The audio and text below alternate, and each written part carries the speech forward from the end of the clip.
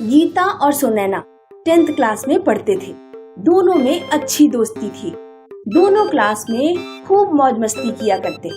गीता बताओ, Raju goes to school का past tense क्या होगा? नहीं पता। बेटा, तुम तो पढ़ाई में बहुत कमजोर हो। जब मैं तुम्हारी उम्र की थी तो मुझे टेंस, एक्टिव, पैसिव सब रटे हुए थे।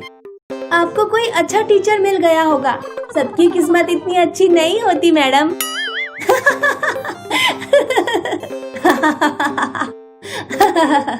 सुनैना, तुम बताओ, लिटिल वुमेन की राइटर कौन है?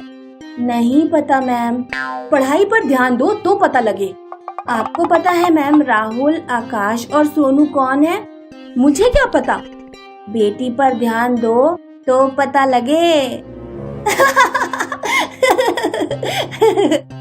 गीता और सुनैना दोनों क्लास से बाहर निकलो।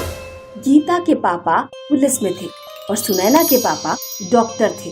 पापा, अगले महीने आपकी मुरादाबाद से ड्यूटी खत्म होने पर शिमला घूमने चलेंगे। ठीक है बेटा।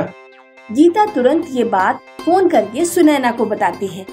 सुनैना सुन, हमारी फैमिली अगले महीने शिमला ट्रिप पर जा रही है।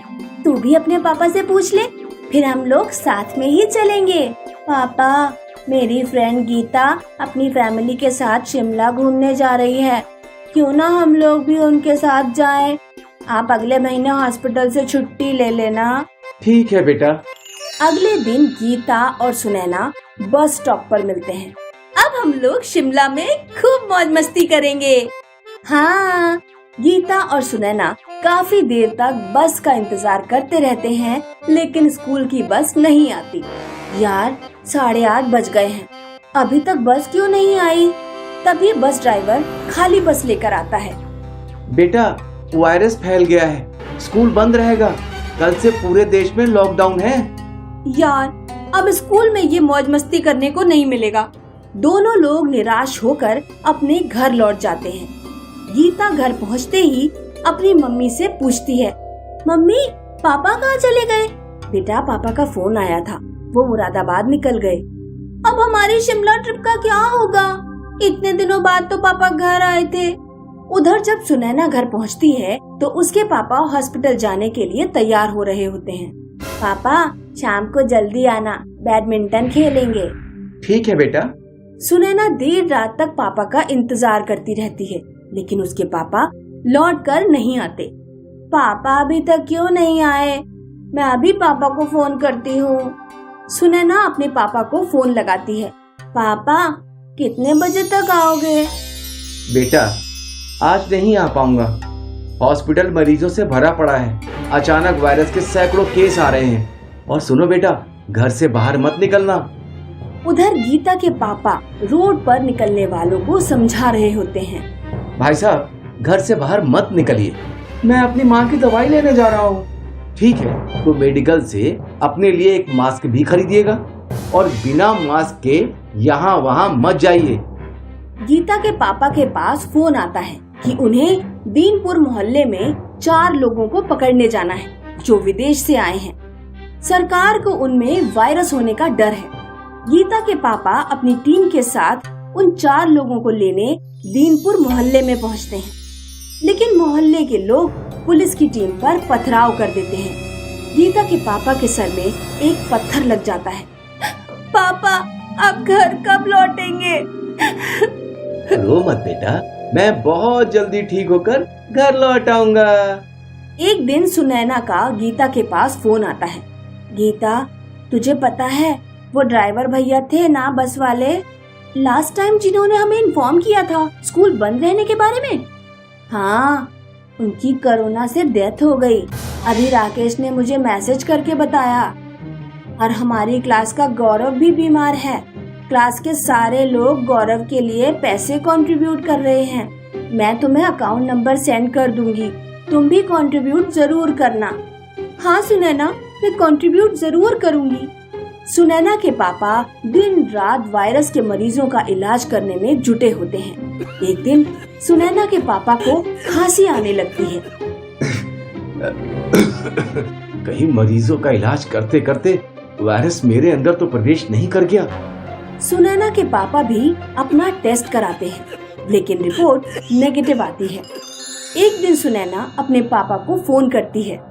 पापा, हमारे घर नन्हा मेहमान आने वाला है, माँ प्रेग्नेंट है, पापा प्लीज एक बार घर पर आ जाइए। सुनैना के पापा अपने परिवार से मिलने जाते हैं, लेकिन घर के अंदर नहीं घुसते। रोड के उस पार खड़े होकर ही हाय हेलो बोलते हैं और लौट जाते हैं। सुनैना आंखों में आंसू भरकर अपने पिताजी से बाय बाय बोलती है। वायरस का डर होने के बावजूद सुनैना के पापा लोगों का इलाज करना जारी रखते हैं।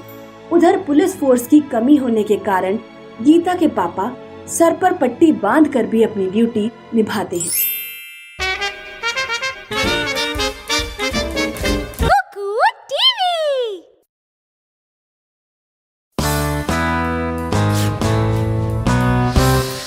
मुकेश राजस्थान के एक गांव में पला बड़ा था और दिल्ली की एक मल्टीनेशनल कंपनी में काम करता था।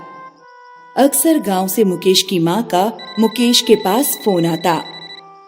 बेटा, तेरी उम्र 30 साल होने वाली है, शादी कब करेगा? कर लूंगा माँ, आप शादी की इतनी चिंता क्यों करती हैं? बेटा, मैं तो हमेशा यही सोचती रहती हूँ कि तू कब बहू को लेकर गांव आएगा। माँ, जब किसी लड़की से प्यार होगा तो जरूर उससे शादी कर लूंगा। एक दिन मुकेश की कंपनी में मीटिंग होती है।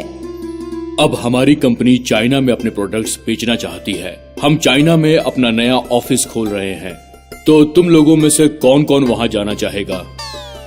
सर, मैं वहाँ जाना चाहता हूँ क्योंकि मुझे कुंफू भी सीखना है। अपनी कंपनी के कुछ लोगों के साथ मुकेश चाइना पहुँचता है।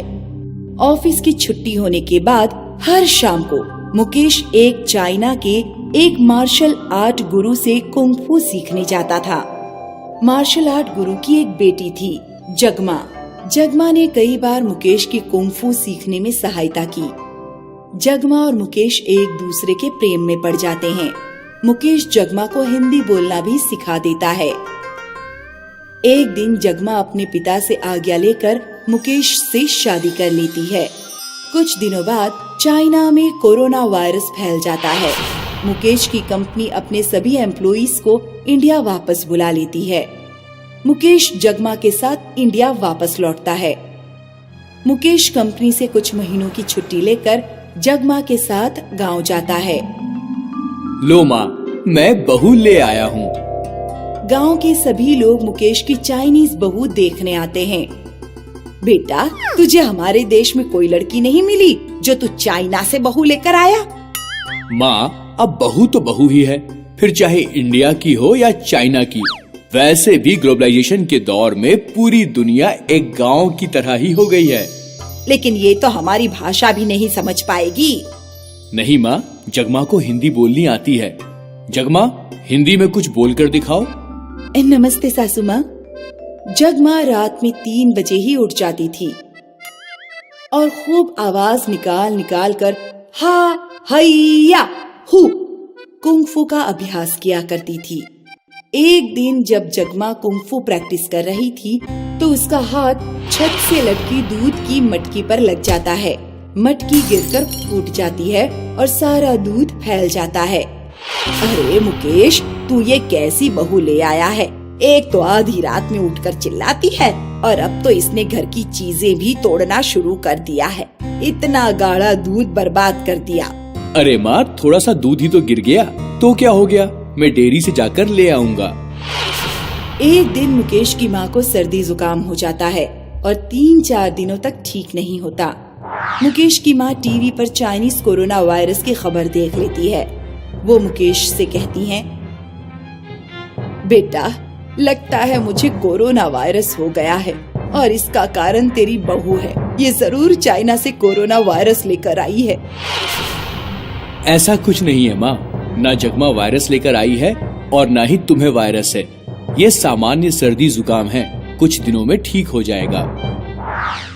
मुकेश की माँ की बात पूरे गांव में फैल जाती है। गांव के जिन जिन परिवारों में लोगों को सर्दी जुकाम होता है, वे जगमा पर कोरोना वायरस फैलाने का शक करने लगते हैं। एक दिन गांव के कुछ लोग मुकेश के घर आकर कहते हैं, अपनी बहू को गांव से बाहर निकालो, ये गांव में वायरस लेकर आई है। तुम लोगों को ऐसा कहने का कोई अधिकार नहीं है। चलो हॉस्पिटल चलते हैं और जांच करा के देखते हैं। मुकेश जगमा को लेकर हॉस्पिटल जाता है और उसके पीछे कुछ गांव वाले भी जाते हैं। जगमा की जांच होती है। जगमा को कोरोना वायरस नहीं है। फिर कुछ गांव वाले भी अपनी जांच कराते हैं। गांव वालों में भी किसी को कोरोना वायरस नहीं होता। देखा तुम सब गांव वालों ने, बिना किसी जांच पड़ताल के किसी भी तरह का इल्जाम लगाना ठीक नहीं है। और जब भी कोई इस तरह की संक्रामक बीमारी फैलती है तो ना हमें घबराना चाहिए और ना फालतू में अफवाहें फैलानी चाहिए। डॉक्टर के पास जाना चाहिए और अपनी जांच करवानी चाहिए। सभी गांव वाले जगमा से माफी मांगते हैं। मुझे माफ कर देना बेटी। कोई बात नहीं सासू माँ,